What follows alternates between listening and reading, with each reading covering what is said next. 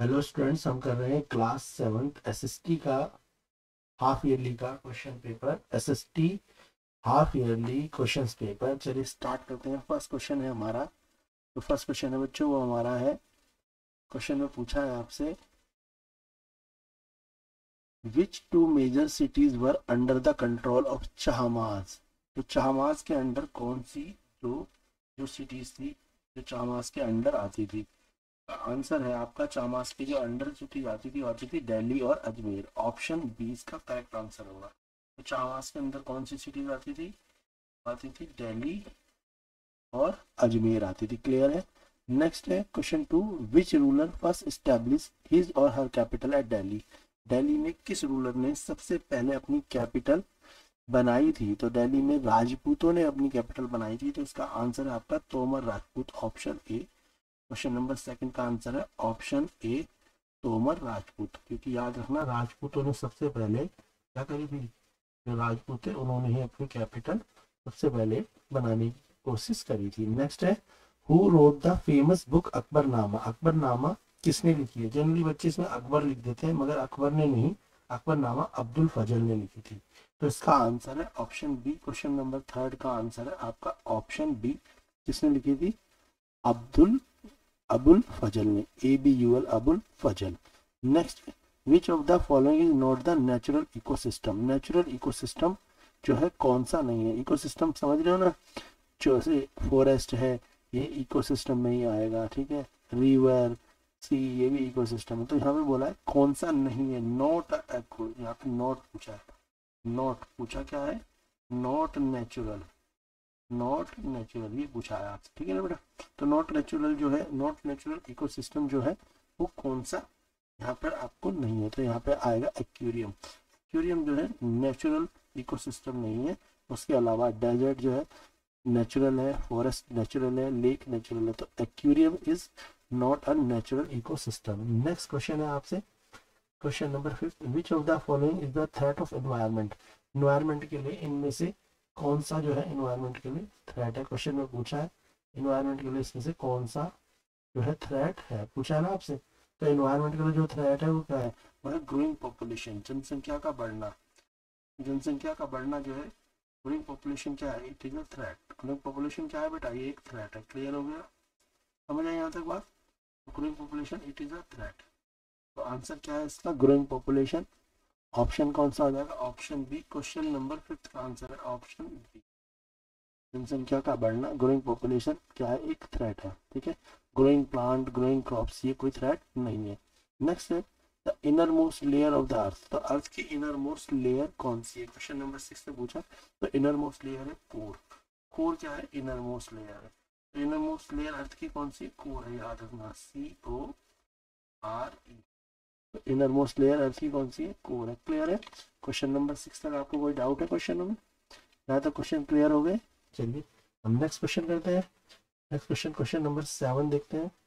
Question number 7 में पूछा है आपसे, where are mushroom rock found. Mushroom rock कहाँ पर मिलता है।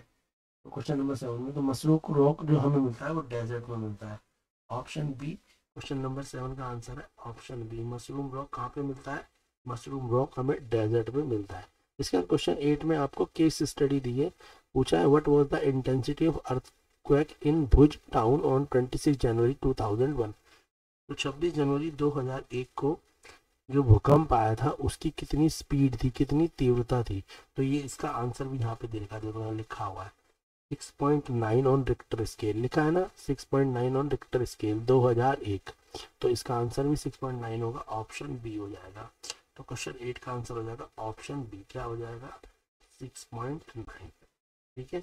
अब होता है 2001 की बात है, तो 2001 में। क्लियर है, क्वेश्चन में भी लिखा है।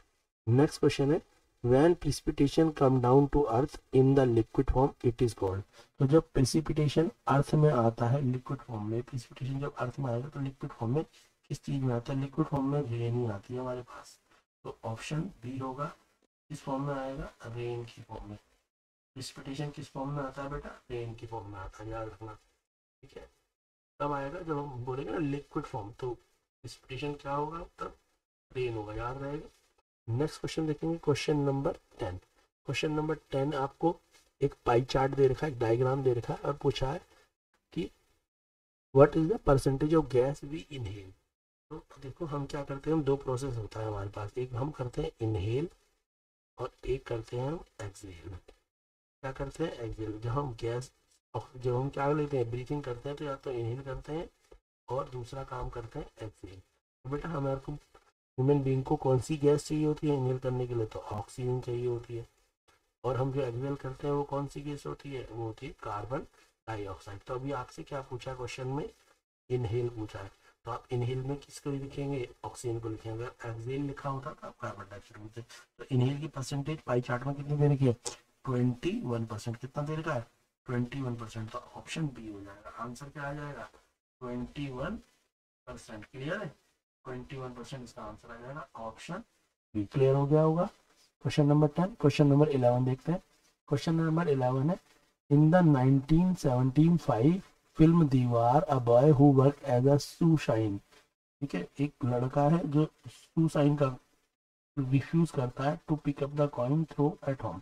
वो जूते पॉलिश करने वाला है, मगर जब वो जूते पॉलिश करता है उसके बाद उसे सिक्के जो है मालिक फेंक के देता है, ना कि उसके हाथ में देता है। तो वो इसके लिए क्यों मना करता है। तो ये उसकी चीज को किसको दिखाती है, लिबर्टी को, इक्वलिटी को, एंगर को, डिग्निटी को। तो जब हम किसी के लिए काम करते हैं तो हम चाहते हैं जैसे हमने काम करा है, हमारे को जो पेमेंट मिले, सैलरी मिले, तो वो भी हमें रिस्पेक्ट से मिले।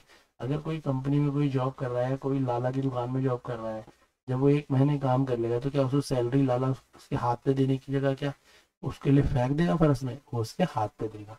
तो ये क्या शो करता है, ये डिग्निटी को शो करता है, ऑप्शन बी। तो डिग्निटी को शो करता है क्योंकि उसने काम करा है तो उसे रिस्पेक्ट चाहिए। तो आंसर क्या है इसका, ऑप्शन बी, डिग्निटी। नेक्स्ट है Rosa Parks are symbolising which movement. तो रोजा पार्क एक एक्टिविस्ट थी, ठीक है, उसने एक मूवमेंट करा था। तो वो मूवमेंट किस चीज को दिखाता है, जैसे गांधी जी ने मूवमेंट करे थे, क्विट इंडिया मूवमेंट, ठीक है ना, नमक आंदोलन वगैरह करे थे। ऐसे ही रोजा पार्क ने भी एक मूवमेंट करा था। वो मूवमेंट किस चीज को दिखाता है, तो वो मूवमेंट था civil right movement, option C. Option C. कौन सा मूवमेंट करा था रोजा पार्क ने, उसने करा था सिविल, कौन सा मूवमेंट करा था, civil right movement. Option C इसका आंसर है। कौन सा मूवमेंट करा था, CIVIL, सिविल राइट मूवमेंट। याद रखना, सिविल राइट मूवमेंट कौन सा मूवमेंट था, याद रखना। क्लियर है, सिविल राइट मूवमेंट। नेक्स्ट है SDG। SDG की फुल फॉर्म, तो SDG की फुल फॉर्म होती है सस्टेनेबल डेवलपमेंट गोल। SDG की फुल फॉर्म क्या होती है, सस्टेनेबल डेवलपमेंट गोल। ठीक है, और सस्टेनेबल डेवलपमेंट का मतलब तो पता ही है कि हम जो भी रिसोर्सेज हैं, जो भी है पेट्रोल, डीजल, CNG, कोई भी चीज़ हम उसे एक अच्छे तरीके से यूज़ करें ताकि वो हमारी कमिंग जनरेशन के भी काम आए, तो उसे बोलते हैं सस्टेनेबल डेवलपमेंट। और यहाँ पे फुल फॉर्म पूछिए SDG, तो S for sustainable, D for development और G फॉर गोल। S किसको दिखा रहा है, S दिखा रहा है सस्टेनेबल को, D दिखा रहा है डेवलपमेंट को, और G दिखा रहा है आपका गोल को। किसको दिखा रहा है, वो गोल को, sustainable development goal is the full form of SDG। Next है what do you mean by the term double burden. Double burden का क्या मीनिंग है, as mention in the chapter growing up boys and girls. देखो double burden जो है यहाँ पे girls के लिए, महिलाओं के लिए बोला गया है, बॉयज के लिए नहीं बोला गया। हमने देखा भी होगा हमारे घरों में भी, जब स्कूल टाइमिंग में कुछ भी हो तो बच्चे जो है वो स्कूल से आने के बाद क्या करते हैं, खेलने चले जाते हैं लड़के, मगर जो लड़कियां होती हैं वो अपनी मम्मी का क्या करती हैं, हाउस होल्ड में हेल्प करती हैं। तो ऐसा ही जब महिलाएं बड़ी हो जाती हैं, शादी के बाद अगर वो जॉब भी कर रही हैं या शादी से पहले भी वो जॉब कर रही हैं, तो जॉब भी करती हैं मगर घर में आके वो हाउस होल्ड काम भी करती है। तो उन्होंने डबल काम करा। पहला ऑप्शन है वर्क इनसाइड द हाउस, तो क्या वो सिर्फ घर में काम करती हैं, तो ये गलत है। दूसरा वर्क आउटसाइड द हाउस, क्या वो बाहर काम करती है, ये भी गलत है।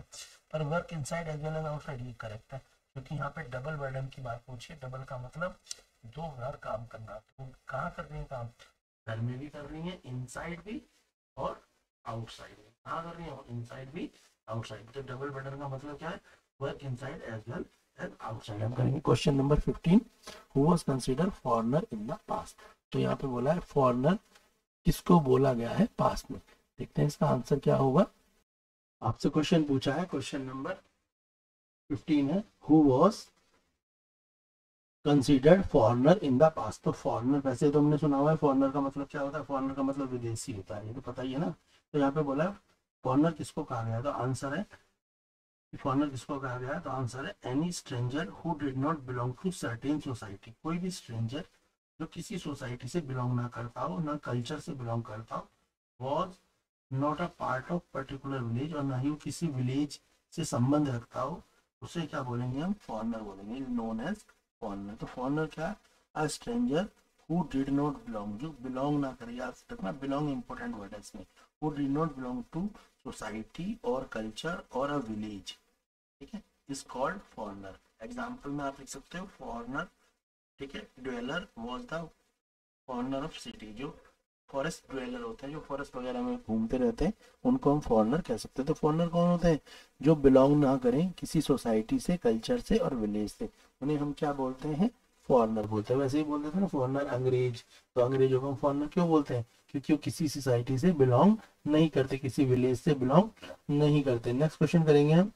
नेक्स्ट क्वेश्चन है आपका, who was the consider, next question है what were the central province under the control of Mughal. तो मुगल के अंडर में कौन से डिस्ट्रिक्ट आ गए थे, ये पूछा गया है।